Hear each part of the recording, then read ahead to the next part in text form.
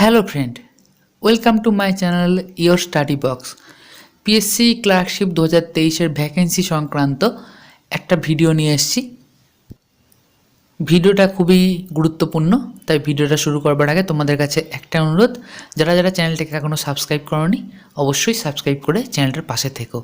একটা সাবস্ক্রাইব করতে কোনো পয়সা লাগে না, কিন্তু সেটা ভালো ভালো ভিডিও বানাতে অনেকটাই মোটিভেট করে। তো আজকের ভিডিও শুরু করা যাক।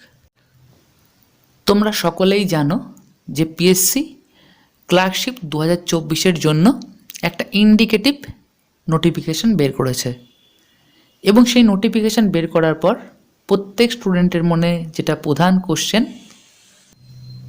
যে পিএসসি ক্লার্কশিপ 2023-এর ভ্যাকেন্সি কি এই নতুন অ্যাডভার্টাইজমেন্টের ফলে কমে যাবে?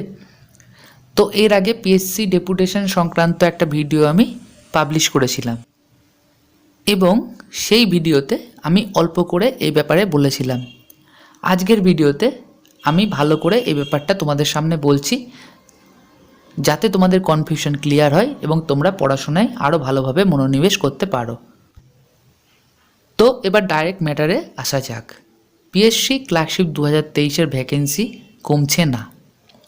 পিএসসি যেটা জানিয়েছে, ডিসেম্বর 2023 পর্যন্ত ভ্যাকেন্সি ক্যালকুলেট হবে, এবং তারা আগে যে ভ্যাকেন্সি ঘোষণা করেছিল, অফিসিয়াল নোটিফিকেশন হয়তো ঘোষণা হয়নি, কিন্তু পিএসসি জানিয়েছিল যে ভ্যাকেন্সি প্রায় 8,500 সেই ভ্যাকেন্সিই কিন্তু থাকছে।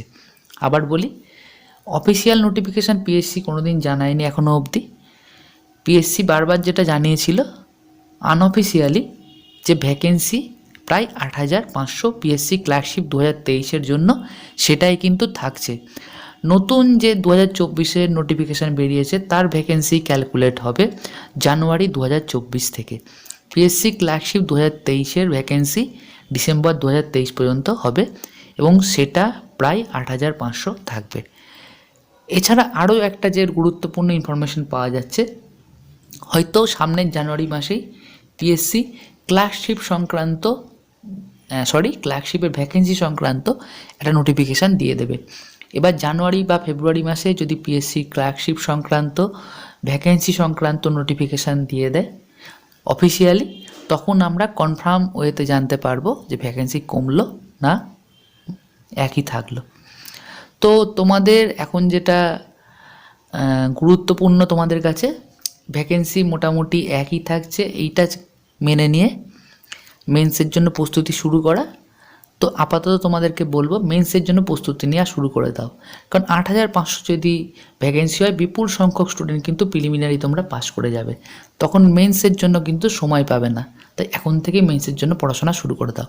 আশা করি আজকের ভিডিও তোমাদের ভালো লেগেছে। ভালো লেগে থাকলে অবশ্যই চ্যানেলটাকে সাবস্ক্রাইব করে চ্যানেলটার পাশে থেকো। এই বলে আজকের ভিডিও শেষ করলাম। ভিডিওটাকে অবশ্যই লাইক ও শেয়ার করে দিও।